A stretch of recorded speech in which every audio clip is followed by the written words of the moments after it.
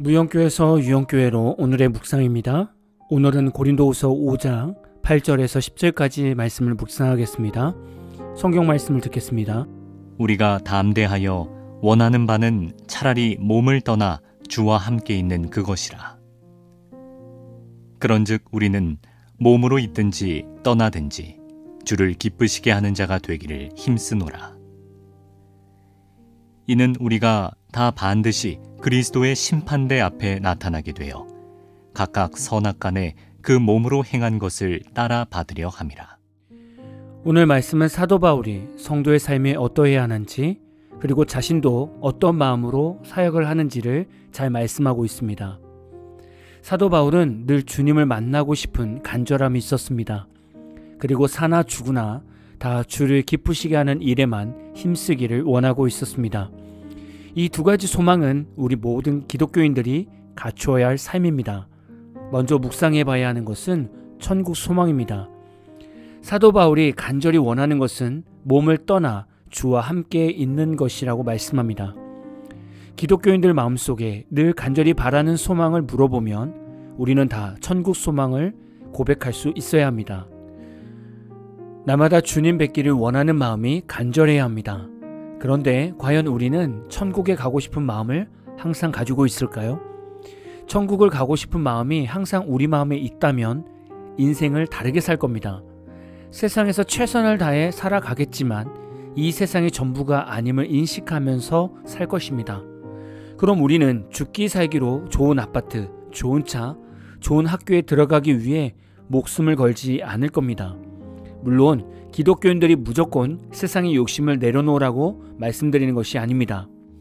하나님이 허락하신 선에서 좋은 아파트, 좋은 차, 좋은 학교에 들어갈 수 있습니다. 그러나 제가 말씀드리는 것은 인간의 욕심으로 쟁취하려는 세상의 삶은 신앙을 세워가는 것이 아니라 오히려 세상의 것 때문에 우리의 신앙이 무너지고 우상이 세워지게 됩니다. 이렇게 살면 우리는 천국 소망을 전혀 간구할 수 없습니다. 만약에 여러분이 여러분의 자녀에게 수억의 교육비를 들여서 공부를 시켰는데 여러분이 은혜를 받았다고 학구열을 내려놓고 하나님의 비전을 구하라고 말할 수 있겠습니까? 우리가 천국을 바라보는 소망을 품지 못하고 있다면 우리는 세상을 많이 사랑하고 있지는 않은지를 점검해 보아야 합니다. 두 번째는 주를 기쁘시게 하는 자가 되기를 힘써야 합니다. 하나님이 기뻐하시는 것이 무엇일까요? 믿음으로 사는 것입니다. 하나님의 뜻에 순종하는 것입니다. 사랑으로 사는 것입니다. 감사와 찬양으로 사는 것입니다. 복음으로 사는 것입니다. 여러분이 앞의 내용을 들으셨을 때 모르는 내용은 없으셨을 겁니다. 그런데 사실 신앙생활은 내용을 몰라서 못하는 것이 아니라 말씀을 아는데 그렇게 사는 것이 싫거나 말씀대로 살아가면 망할까봐 말씀대로 살지 못하는 것입니다. 우리가 하나하나 잠시 생각해 볼까요? 믿음으로 사는 것이 쉽습니까? 저는 지금도 믿음으로 살려고 하는데 너무나 힘듭니다. 하나님이 일하실 때까지 하나님만 신뢰하며 기다려야 합니다. 인터넷이 빠른 지금 시대에서 오랜 시간 믿음으로 기다리는 것은 너무나 어려운 삶이 되었습니다. 하나님의 뜻에 순종하는 것은 어떻습니까? 하나님의 뜻은 인간적인 욕심을 채워주는 것이 없습니다. 다 복음을 전하고 하나님의 사랑을 전하는 것밖에 없습니다. 그러다 보니 하나님의 뜻을 알아도 순종하는 것이 어려운 일이 되어버렸습니다.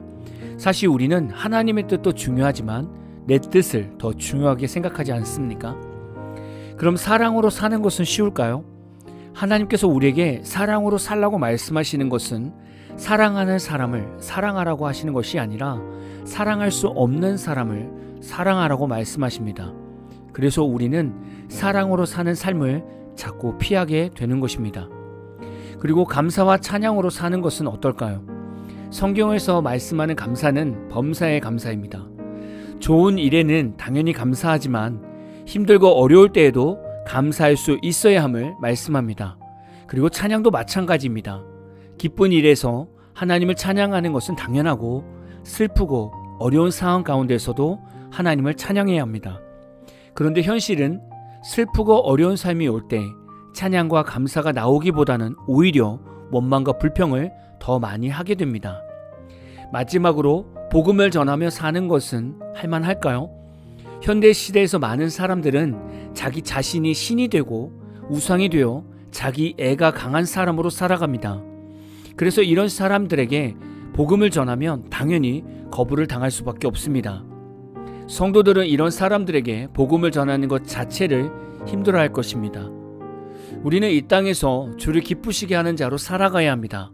그러나 오늘 말씀을 묵상해 보면 과연 나는 지금까지 주를 기쁘시게 하는 존재로 살았는가를 돌아보게 될 것이고 부분마다 부끄러움을 느낄 수도 있을 겁니다.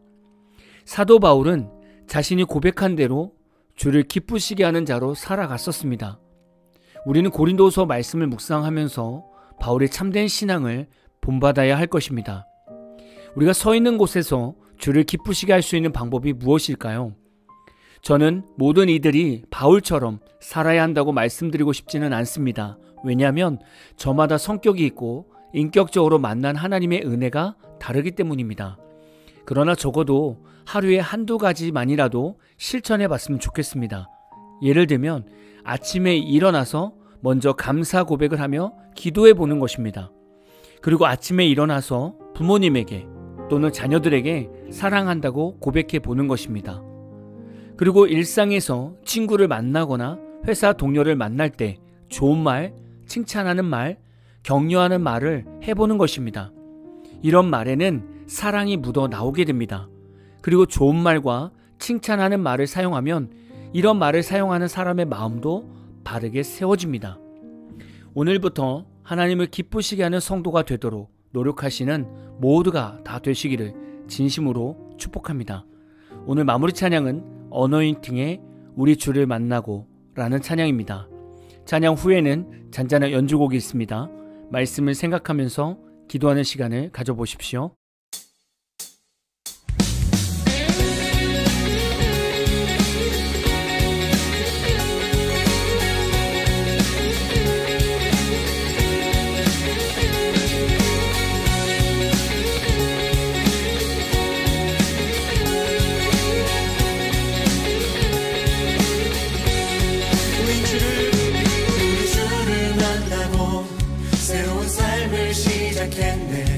모든 것을 할 수 있을 거라고 자신감으로 가득 설레는 마음만으로 넘어지고 일어나기도 해. 오랜 시간 서서히 차오르는 믿음은 그 걸음을 재촉하지 않고 이전과 다른 삶의 무게로 한 발 한 발 힘을 주며 걸어가게 하는 신비가 있네. 함께 오늘 수많은 문제와 고통이 우리를 허사고 시기하지만 주를 향한 노래는 멈출 수 없어. 할렐루야 소리쳐요. 한 번 더 우리 주를 만나고 새로운 삶을 시작했네.